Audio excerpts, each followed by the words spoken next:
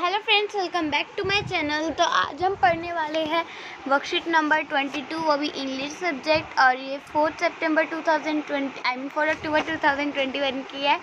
तो जैसे कि मैं आपको अब बोला था, अब मेरी थोड़ी जल्दी ही वीडियो आ जाएगी। एक मतलब नहीं कोई स्टडी से रिलेटेड होगी, मतलब स्टडी से रिलेटेड बोल दो, बुक से होएगी, मैथ बुक से और साइंस बुक से। अभी मैं आपके मतलब बेसिक लेकर चलूँगी, ऐसा बेसिक जो सिर्फ क्लास 7 के ही काम नहीं, अब ये बहुत सारे बच्चों के लिए काम होगा।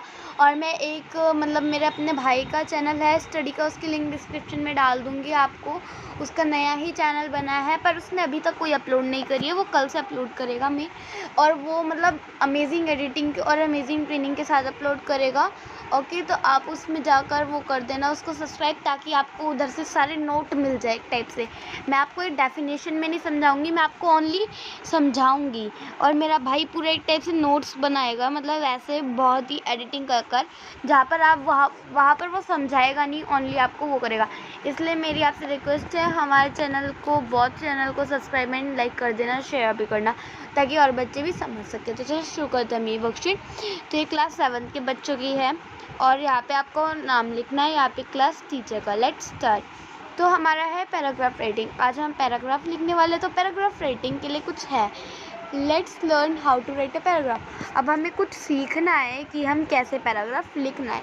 सबसे पहले हम लिखना है ब्रेनस्टॉर्म। ब्रेनस्टॉर्म मतलब right everything you know about the topic on a rough sheet और एट वन प्लेस। आपको मतलब एक जैसे कि आपको क्या करना है, ब्रेनस्टॉर्म मतलब आपको सबसे पहले कोई भी रफ़ शीट लेनी है, या फिर रफ़ शीट पे कोई भी एक प्लेस में जितना भी आपको जो भी आप टॉपिक लिखना चाहते हो उसके बारे में लिखिए, ठीक है। फिर सेकंड हमें करना है opening sentence tells that you are writing about, decide your opening sentence. Opening sentence मतलब आपको पहले ये सोचना है कि आपको किस टॉपिक पे लिखना है। वो टॉपिक मतलब जिस टॉपिक पे लिखोगे उस टॉपिक को हम कह सकते हैं opening sentence. Okay, add the details on the given topic using example. और फिर यहाँ पे जो कुछ मतलब वो दे रहे होंगे हमें नीचे, यहाँ पे कुछ एग्जाम्पल्स ऑप्शंस दे रखे होंगे चॉइस करने के लिए, लाइक दिस। ओके, तो हमें इन एग्जाम्पल को चॉइस करके अपनी हेल्प करनी है, और वो सिर्फ पूरा पैराग्राफ लिखना है। Okay, closing sentence is the last sentence of the paragraph. It repeats what you want to say in the paragraph. मतलब अगर देखो, एक ना लाइन होती है जिसे हम कहते हैं क्लोजिंग सेंटेंस, मतलब जो पूरा पैराग्राफ की लास्ट लाइन होती है। हम जिस पूरे पैराग्राफ में जो भी बात बताना चाहते हैं ना, वो पूरी बात बस एक ही शब्द कह देता है, मतलब एक ही लाइन में बता देते हैं, ऐसी लाइन होती है। ओके, अब हम शुरू करते हैं। Question number 1, right a paragraph on the most important person in my life. मतलब आपको एक पैराग्राफ लिखना है कि मेरी मतलब ज़िंदगी में सबसे इम्पोर्टेंट पर्सन कौन सा है। तो आपकी ज़िंदगी में कौन सा है, आई थिंक तो अधिकतर लोगों के तो उनके पेरेंट्स होंगे, बट फिर भी मैं जानना चाहती हूँ आपके क्या है ज़िंदगी में। कमेंट बॉक्स में ज़रूर बताना, और जैसे कि मेरे चैनल और मेरे भाई के चैनल को लाइक शेयर सब्सक्राइब भी कर देना। तो एग्जाम्पल हम पढ़ने वाला वही important person in my life. Paragraph लिखना है ओपनिंग सेंटेंस, मतलब टॉपिक क्या है हमारा, the most important person in my life, mother, father, any other. मतलब इनमें से ऑप्शन लेना है आपको। आपकी ज़िंदगी में कौन है वहाँ पे लिख दीजिए। भाई देखो, मेरी ज़िंदगी में तो मेरे मम्मी पापा दोनों है, तो मैं कैसे लिखूँ। अब आप सोच रहे हैं हमें तो एक ऑप्शन चुनना नहीं, एनी अदर में हम लिख सकते हैं एक तरह से पेरेंट्स। तो मैं लिख देती हूँ यहाँ पे पेरेंट्स। ज़रूरी नहीं है इनके वैसे ही साथ ही, चलो आपकी जो ज़िंदगी में वो लिखो। क्यों भाई, हमारे तो मम्मी पापा दोनों बराबर है हमारे, ठीक है। नाउ 3 रीज़न्स वाई मतलब dash is important to you. ऐसे 3 रीज़न लिखो जो आपके लिए इम्पॉर्टेंट क्यों है। ओके, तो जैसे कि मैंने आपको बताया 3 रीज़न लिखने क्यों इम्पॉर्टेंट है, वो कौन इम्पॉर्टेंट है, तो इस डैश में लिख दोगे पेरेंट्स हमारे लिए क्यों इम्पॉर्टेंट है। ऐसे 3 रीज़न लिखना है आपको, ठीक है। अब हम नीचे करते हैं, ये 3 रीज़न बता रहे हैं अब हम। He, she is a very loving and caring person. She takes care of my daily necessities like dash। मतलब ही या शी, मतलब आपने फादर चुना है, लड़का चुना है, लड़की, उसके हिसाब से आपको चूज़ करना है। जैसे हमने तो पेरेंट्स चुना है, पर यहाँ पे कोई भी ऑप्शन नहीं है ना, दे है, ठीक है। तो दे होएगा, तो कोई बात नहीं, हमें ज़रूरी नहीं है, हम खुद से भी लिख सकते हैं दे। और फिर इस काट कर आप आर लिख देना, they are very loving and caring person, मतलब वो बहुत ही लव करने वाले और केयर करने वाले इंसान है, ठीक है। ही शी, मतलब यहाँ पे भी आपको लिखना है दे, क्योंकि पेरेंट्स की बात हो रही है। They takes care of my daily necessities like dash, मतलब ये मेरे को हमेशा, मतलब वो मेरी वो करते हैं, जैसे कि मेरे को टेक केयर करते हैं, मेरे को मतलब हर चीज़ से बचाते हैं, टेक केयर करते हैं मेरी। किस तरह से? डॉक्टर के जैसे, जैसे डॉक्टर टेक केयर करते हैं ना एक पेशेंट के, ऐसे डॉक्टर टेक केयर करते हैं मेरी रोज़ की रोज़। ओके, अब यहाँ पे लिखना है he she guides helps me when I face any problem, मतलब दे आ जाएगा यहाँ पे। ये मेरे को हमेशा गाइड या हेल्प करते हैं, तो मैं यहाँ पे लिख देती हूँ जैसे हेल्प करते हैं मेरे को, ये मेरे को हमेशा हेल्प करते हैं जब भी मेरे को कोई प्रॉब्लम आती है, ठीक है। अब उसके बाद है he she helps me in my studies dash dash examples if any, मतलब ही शी की जगह फिर दे आ जाएगा। वो मेरे को हेल्प करते हैं मेरी स्टडीज़ में, मैं लिख सकती हूँ मेरे एग्ज़ाम्स में, और मेरी कुकिंग में, जब मैं कुकिंग करती हूँ उसमें भी हेल्प करते हैं, ठीक है। कुकिंग में और भी एग्जाम्पल है, ऐसे बोल रखा है, ठीक है। क्लोजिंग लाइन, मतलब अगर मैं इस पूरे पैराग्राफ को बताना चाहूँ तो क्या लिखूँ?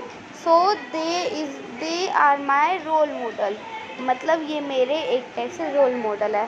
तो दे और इसको काट के आर, मतलब ये मेरी पूरी ज़िंदगी चलाता है, ऐसा कह सकते हैं आप, ठीक है। अब हमारा now right a paragraph in the space given below, paragraph लिखना है इस स्पेस में दे रखा है जो हमारा टॉपिक है आर प्लैनेट अर्थ, हमारा प्लैनेट अर्थ जहाँ पर हम रहते हैं।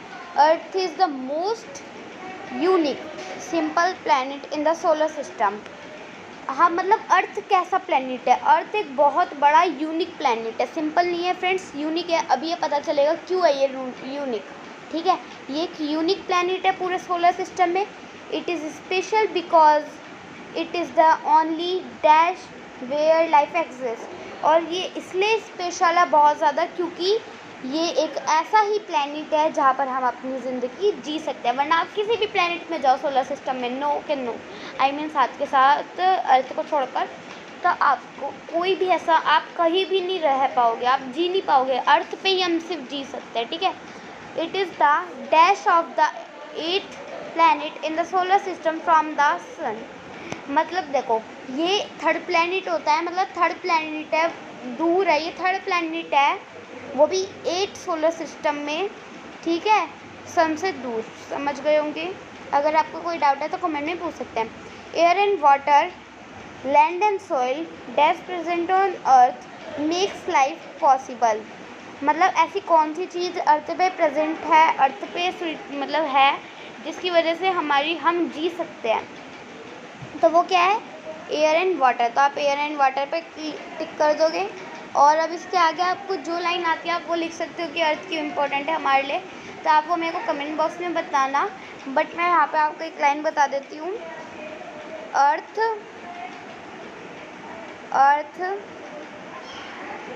Gives us food, okay, food and shelter, I am sorry friend, shelter, okay, मतलब अर्थ हमें शेल्टर, रहने के लिए जगह देता है, शेल्टर देता है, खाना देता है, ओके, यही होता है। अब earth is the home to man and another living beings, we should protect our earth planet, हमें अपने प्लैनेट को बचाना चाहिए क्योंकि अर्थ हमारा घर है, और अदर लिविंग बीइंग्स का भी।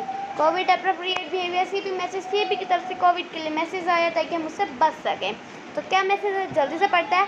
क्या आपको, मतलब अभी तक जितना भी मैंने हर वर्कशीट में आपको हर एक छोटी छोटी लाइन बताई है, तो आपको अभी तक कोई सी में डाउट रहा है, आपको अच्छे से समझ आ रहा है या नहीं, सब बताना कमेंट बॉक्स में। अगर कोई डाउट रहता है तो मेरे से बिन हिचकिचाए पूछ लीजिए। और जो भी मैं आपको लास्ट में कोविड अप्रोप्रिएट बिहेवियर पढ़ाती हूँ, तो आपको ये समझ आया, और ये आपने अपने पड़ोसियों इनको पता है कि हमें क्या करना चाहिए कोविड से बचने के लिए। Keep maintaining physical distance of 6 feet और 2 यार्ड, हमें फिजिकल तरीके से सबसे 6 फीट और 2 यार्ड की डिस्टेंस रखना है। ओके, लाइक यहाँ पे दे रखा है। तो अगर आपको कैसा लगा मेरी मेहनत के लिए लाइक शेयर सब्सक्राइब करना नहीं भूलना। Thanks for watching.